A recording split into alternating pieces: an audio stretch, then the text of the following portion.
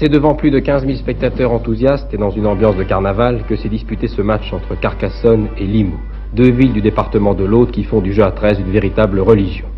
Mais au rugby, c'est tout simplement que le fait que j'étais au lycée à Limoux, là, il y avait à l'époque une section sport et le rugby était privilégié. Voilà, parce qu'il y avait les compétitions entre tous les lycées du département, Carcassonne, Lessignan, au Narbonne, ce qui fait qu'il y avait une section 13 qui a été créée au lycée. Et c'est là que je me suis engagé, alors que chez moi, personne n'avait jamais au rugby, n'avait jamais joué au rugby. Ça a été une volonté et je ne me suis plu. Voilà, et j'ai démarré après, sur le plan local, après le lycée, j'ai intégré l'équipe limousine et je suis entré dans l'équipe des cadets. Voilà. Donc à 14 ans, je commençais déjà à toucher bien le ballon. Voilà. Dominé pendant une assez longue période et marqué sur cette action un très bel essai. Suivez bien la balle, Toujas, Barthes, Escourou, Butignol, à nouveau Escourou et enfin Blanc le 3 carrel qui va marquer en coin le plus bel essai de la partie.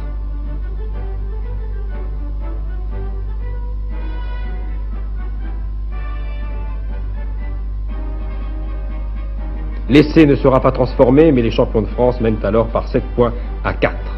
Le titre de champion de France de cadet, on l'a eu avec toute une équipe de copains, voilà, locaux, des jeunes du pays, et des villages environnants.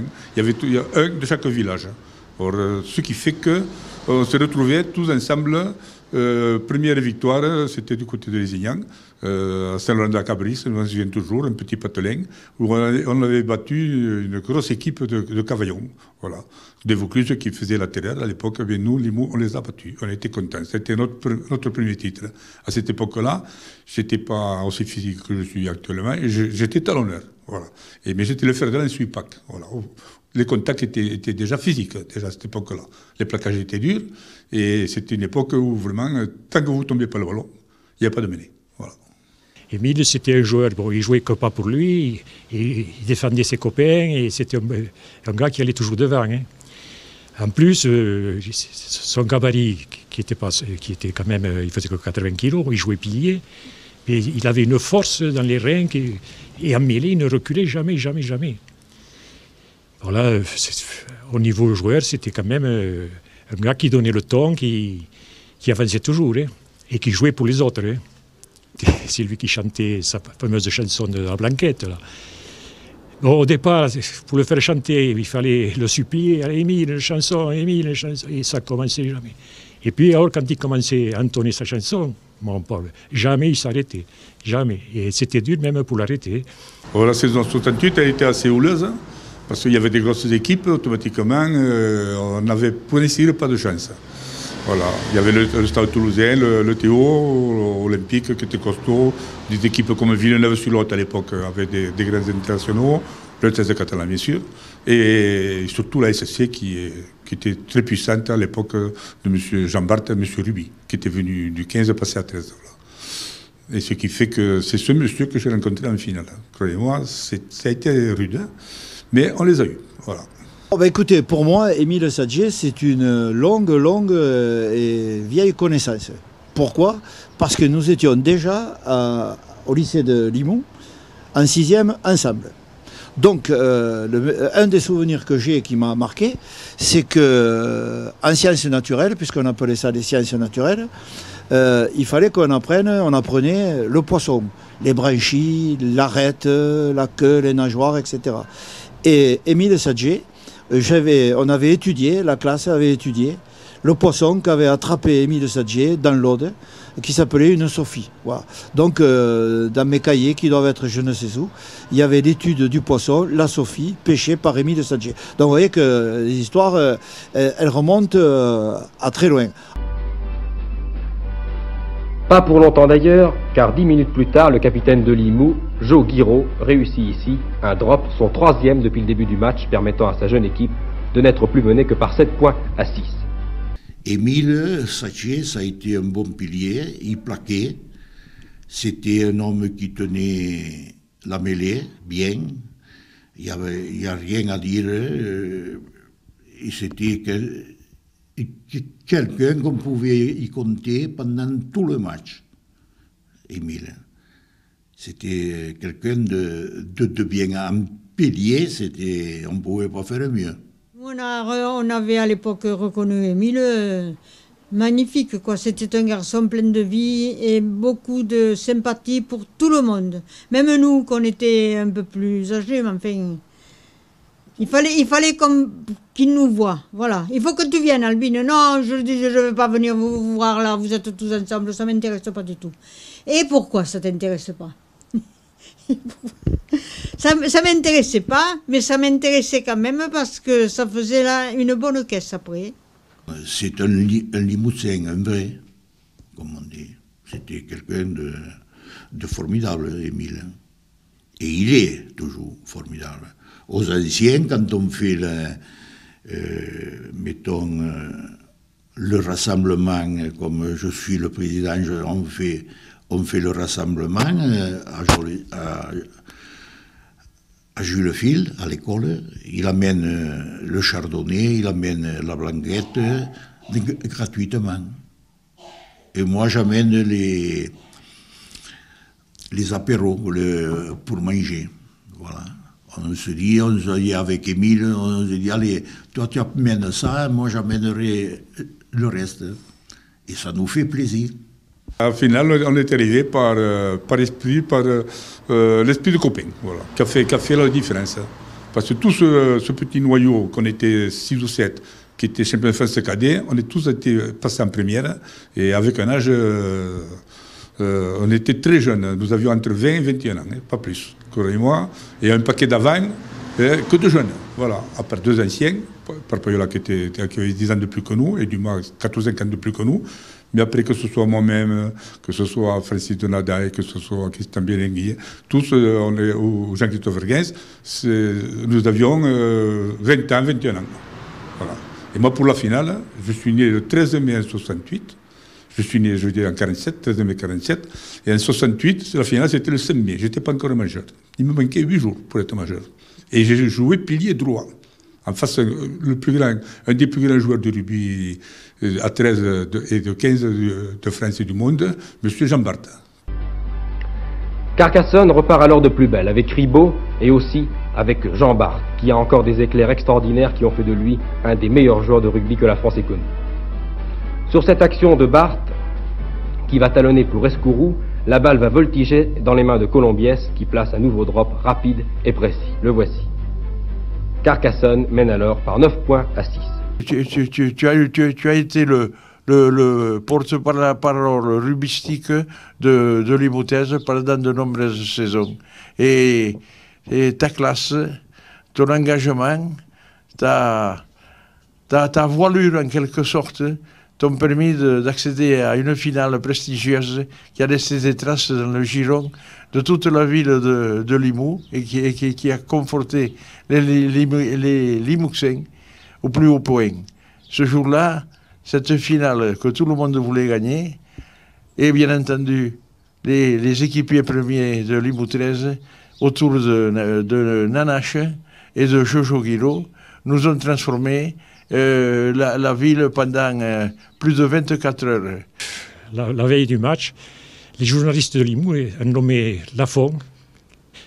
Ils demandaient ce qu'on pensait de l'adversaire qu'on avait en face.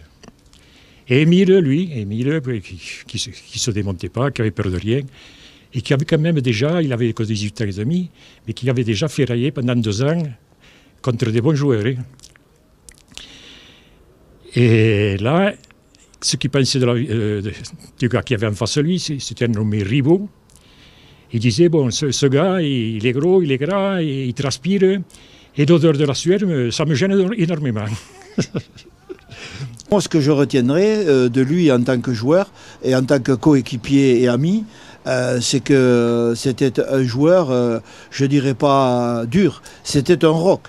Et quand la première ligne, Parpaiola, Dumas, Sadje, bon, ben, ça branchait pas, quoi. Donc l'équipe était rassurée parce que d'abord nous nous entendions très bien tous ensemble et cette première ligne avec Émile entouré de ses deux autres coéquipiers ou lui entourant les deux autres, c'était quand même du solide. Donc voilà, moi je retiendrai que Émile, sa tête, c'était pas un caillou, elle faisait peur à tout le monde parce que c'était un véritable roc imperturbable. Donc il a été craint et redouté sur tous les terrains et comme on dit simplement, il valait mieux jouer avec lui que contre lui.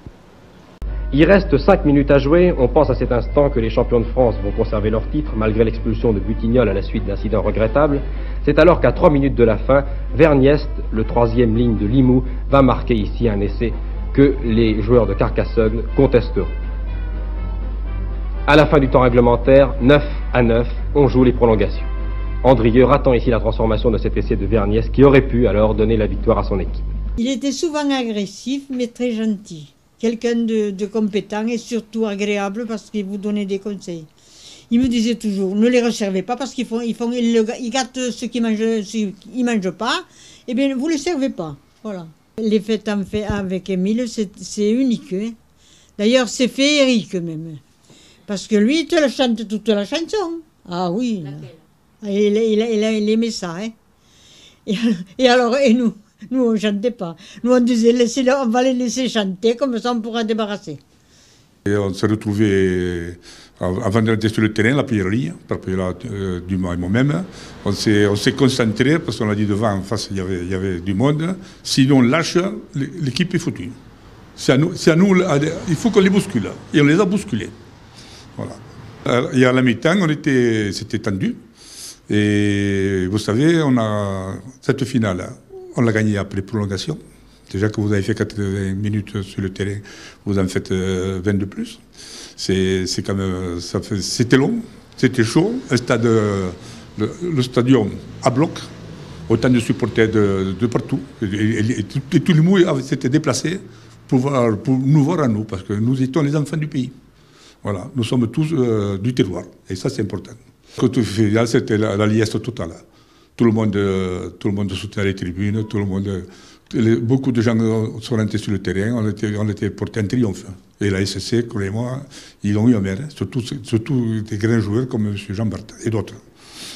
La finale, je ne l'ai pas jouée parce que Carcassonne avait été téléphoné à Trémesailles, il y a eu une réunion, le club, pour pas que je joue, parce que ils ont dit, si je joue, Carcassonne avait dit à Trémesailles, ça ne va pas être une belle finale. Ça fait que, bon, ils m'ont mis sur la touche. Hein. Sur la touche, mais je l'avais amer quand même. Hein. Parce qu'il y avait l'autre pilier aussi, Bernard Droit, qui était un pilier aussi, il a été bon. Mais moi, je l'ai eu en travers, parce que, comme je suis un vieux Limousin, j'aurais voulu la jouer, cette finale. Ce qui nous reste quand même de 68, il y a pas mal de souvenirs quand même. Hein, c'était des souvenirs. C'est tout d'abord une bande de copains. On était quand même tout le temps ensemble, on partageait tout. Et cette époque-là, à la poche, on n'avait que des pièces. Hein. Alors que maintenant, ils ont des billets. Hein. On partageait tout. Et en plus, les souvenirs restent quand même. Hein.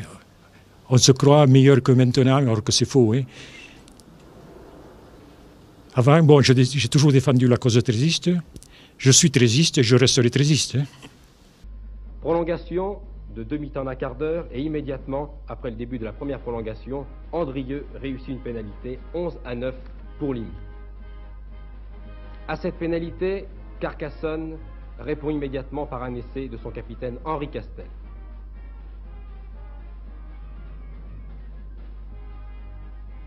Les champions de France reprenaient l'avantage 12-11 et semblaient enfin devoir remporter cette finale. Mais nouveau rebondissement dans la deuxième prolongation. Andrieux, décidément survolté, réussissant ici un coup de pied de pénalité de 45 mètres. Limoux battait Carcassonne sur le fil 13-12 à l'issue d'une des plus belles finales qu'ait connu le rugby à 13 français. Carcassonne aura peut-être l'occasion de se racheter dimanche en coupe contre Toulouse cette fois. Ici Toulouse, à vous Paris. Le soir de la finale, elle est brouillon. Elle est brouillon parce qu'ils s'étaient manqués au stade. Ils s'étaient donné rendez-vous au stade pour faire la photo. Finalement, cette photo, elle n'a jamais eu lieu, on ne l'a jamais vue. On n'a jamais vu Émile sur une photo, enfin, à l'époque. Hein. Peut-être que maintenant, le pauvre, bon, enfin, ça c'est un détail. Parce que certains ne voulaient pas être sur la photo, mais ceux qui voulaient y être n'y étaient pas non plus. Voilà, et alors, bien sûr, alors qu'est-ce qu'on fait? Oh, et on ne fait rien. Et nous, entre nous soit dit, les filles là, on était quand même 4 ou 5, hein, on voulait travailler pour manger. On voulait faire quelque chose pour aller à table. Et ils faisaient esprit de faire durer le plaisir. Ah oui, c'était magnifique. Hein. Ils avaient bon appétit? Oh, l'appétit, il était bien, hein, oui. Et le lendemain, ils revenaient manger les restes. Et comme ça, c'était très bien. On est restés tous ensemble, on a fait sauter quelques bouchons de blanquette, bien sûr. Ça c'est, croyez-moi, et ensuite après on a été reçus par la mairie de Toulouse, mais reçus à 11h30 du soir, hein. C'était très tard. Et après ça nous a fait rentrer à Limoux à 2h du matin. Mais là, pour entrer à Limoux, le car, c'était M. Lacoste à l'époque, Fernand, le car, qui nous conduisait. Mais de l'Oraguel jusqu'à Limoux, il y avait du monde sur les routes qui nous attendaient. Impressionnant. Et à Limoux, ici, on n'a pas pu rentrer sur la place de la République, on est resté au feu rouge. On est descendu là et tout le monde nous a accompagnés jusqu'à la place de la République. Et de là, nous sommes montés à la mairie. À l'époque, c'était M. Clamez, le maire de Limoux, qui nous a reçus. Le final, ça a été quelque chose d'extraordinaire. On a été invités à Magri, à la Digne d'Amont, à la Digne d'Aval, comment ça s'appelle, l'Oraguel, à Jacques, à Loupia, partout. Toutes les mairies nous ont invités à manger. On a mangé dehors, il faisait bon, c'était... Chaque samedi, on mangeait, on était invités à droite à gauche. Quelque chose d'extraordinaire. Et on l'a plus vécu, ça. Bon, on a été champion, là, maintenant, champion de France, tout ça. Mais il n'y avait pas cette ambiance qu'il y avait eu là. Ça a été un cas unique, exceptionnel. C'était les événements 68 qui étaient tristes. Là, c'était une époque vraiment... c'était la grève générale en France. Et bien nous, ici, tous les villages nous ont reçus. On faisait des grosses bouffes, des repas. Et tout le monde voulait nous voir. Tout le monde voulait nous toucher. Les anciens, les jeunes, tout le monde voulait voir... on était les enfants du pays. Voilà. Surtout après prolongation, on va partir la SSC qui était vraiment l'équipe renommée à cette époque-là. Et nous avons été idolâtrés par tout le monde. Mais en toute modestie, nous, hein, je vous dis sincèrement. Par contre, c'était en 68, les gens ne travaillaient pas, mais à Limoux, c'était la fête chaque jour, c'était la fête. Et je fais partie un peu des derniers rescapés, vous voyez, on est 3 ou 4 encore en vie, les autres malheureusement ils sont partis. Ce qui me reste, c'est que bon, c'était une très grande amitié qu'on a eue entre nous, un grand courage aussi, et une confiance en nous-mêmes, voilà. On savait qu'une finale, ça se joue, mais ça se gagne. Sinon, on ne joue pas les finales. J'ai été très réglo dans ce sport-là. J'étais pas un violent ni un méchant, mais j'étais très physique, surtout en défense. Là, quand on venait me chercher, on prenait des risques. Bon, à cette époque-là, je jouais en face à M. Francimas, qui venait du 15, qui était un grand pilier 15iste, qui était international et tout, et que je suis ici avec son équipe, quand il entraînait le test catalan. Vous voyez, après, le fait que j'ai ouvert mon caveau vente, blanquette, dégustation, je recevais toutes les équipes qui venaient jouer à Limoux. Voilà. Et ça m'a maintenu en contact avec des dirigeants qui étaient d'anciens joueurs. Donc, quand on venait à Limoux, l'équipe avait un pot offert ici, c'était le verre de l'amitié, le verre du 13, du 13iste que je suis, que j'offrais avec plaisir aux joueurs. Bon, je ne comprends pas comment le spectateur délaisse le stade de l'Aiguille, parce qu'on voit toujours les mêmes. Hein. Quand je vais voir le match, on se trouve 200-300 personnes, alors que nous, avant, c'était 2 ou 3 000 personnes. J'avais tout le temps décidé que le jour que je me mariais, je retirerais le rugby, et ensuite, professionnellement parlant, je suis viticulteur. Vous êtes vigneron, vous avez besoin de votre physique pour travailler la vigne. il y a beaucoup de manuels, et je ne voulais pas avoir un handicap physique qui m'empêche de continuer ce métier que j'adore. Voilà. Parce que j'ai choisi mon métier déjà, être vigneron, et le rugby m'a mené la camaraderie qu'il fallait. Voilà. Je suis de souche paysanne vigneron, mon grand-père était vigneron, mon père est vigneron, moi-même vigneron, et maintenant la relève est assurée par mon fils qui est aussi vigneron, ce qui fait que bon, c'est une famille depuis plusieurs générations qui travaillent la vigne. Voilà. Quand je travaille à la vigne, maintenant c'est surtout la blanquette qui nous met en valeur. Mes enfants ils sont indépendants, Philippe a continué la succession de la propriété. Ça lui a toujours plu parce qu'il a fait quand même, il a fait un bac à Charlemagne quand même, viticulture et œnologie. Et lui il est sur l'exploitation et ma fille actuellement elle a son propre commerce sur Limoux, un commerce d'entretien d'ustensiles de maison, de cadeaux, de tout ce que vous pouvez avoir en décoration. Et elle s'en sort très bien. Et surtout, on a ce bonheur que nos enfants sont restés vivre au pays. Nous jouions le dimanche. Et à cette époque-là, le carnaval battait son plein sur la place de la République à Limoux. Chaque dimanche soir, vous avez le carnaval. Automatiquement, toute l'équipe se retrouvait au carnaval. Oui, c'est sûr que pendant le carnaval, on se laissait un peu aller. Voilà. On n'a jamais fait des scores magnifiques et honorables. Quand c'était carnaval, c'était pour ainsi dire comme si on avait un coup de pompe. Voilà, sur le terrain. Et quand le carnaval fini, après on remettait la pendule à l'heure et on tapait tout le monde. Vous voyez, comme vous voyez, cette photo représente vraiment tous mes copains avec qui on a joué au rugby. Nous sommes tous unis, nous sommes tous du pays. Et c'était un plaisir chaque dimanche de se retrouver tous ensemble au stade de l'Aiguille pour remporter le match. Et en finale,